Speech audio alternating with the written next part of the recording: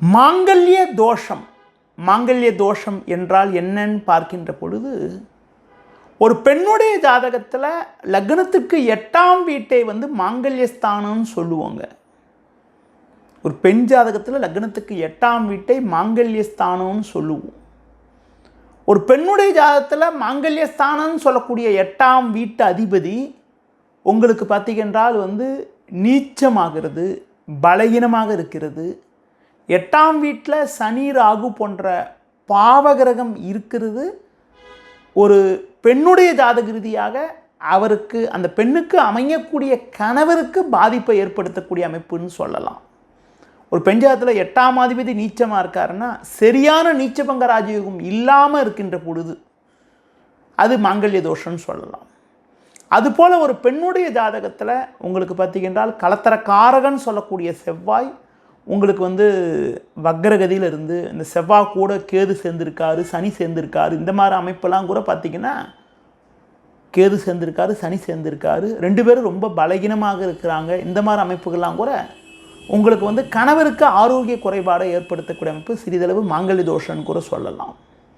அதுபோல் ஒரு பெண்ணுடைய ஜாதகத்தில் 8ஆம் வீட்டில் பாவகிரகம் இருந்து, அந்த பாவகிரகம் சுபகிரகத்துடைய பார்வையே இல்லாமல் இருக்கக்கூடிய நிலை கூட சிறிதளவு மாங்கல்ய தோஷம்னு சொல்லலாம். அப்படிப்பட்ட ஒரு பெண்ணுடைய ஜாதகத்தை திருமணத்துக்காக நம்ம பொருத்தங்கிறதுக்காக முடிவெடுக்கின்ற பொழுது, அந்த பெண்ணுடைய ஜாதகத்தில் அந்த கிரகத்தை குரு பகவான் பார்வை செய்தால் பாதிப்புகள் குறைவு. குரு பார்வை அந்த கிரகத்துக்கு இருந்தால் பாதிப்பு குறைவு. 8ஆம் அதிபதி நீச்சமானாலும் நீச்சபங்க ராஜயோகம் இருந்தால் பாதிப்பு குறைவு.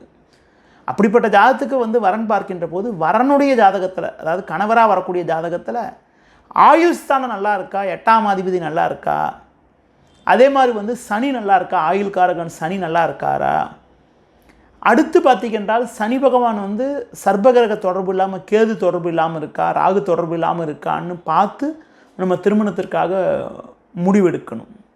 ஒரு பெண்ணுக்கு 8ஆம் அதிபதி நீச்சமாக இருக்கக்கூடிய ஜாதகத்துக்கு போயிட்டு வரக்கூடிய கணவர் ஜாதகத்திலையும் ஆயுஸ்தானம் சொல்லக்கூடிய 8ஆம் அதிபதி பலகீனமாக இருக்கக்கூடிய ஜாதகங்கள், அதே மாதிரி சனி போய் கேது போன்ற பாவகிரக சேர்க்கையோடு இருக்கக்கூடிய ஜாதகங்கள், சனி பலகீனமாக இருக்கக்கூடிய ஜாதகத்தை போய் கட்டி கொடுத்தீங்கன்னா 2 பேருக்குள்ளே ஏதாவது ஒரு பிரச்சனை ஏற்படுறது, ஒன்று கணவருக்கு ஏதாவது உடம்பு பாதிப்பு ஏற்படுறதோ, 2 பேருக்குள்ளே கருத்து வேறுபாடுகள் ஏற்படக்கூடிய அமைப்புகள், 2 பேருக்குள்ளே ஒரு பிரிவினை ஏற்படக்கூடிய ஒரு சூழ்நிலையோ உங்களுக்கு ஏற்படுறதுக்கான வாய்ப்புகள் உண்டு.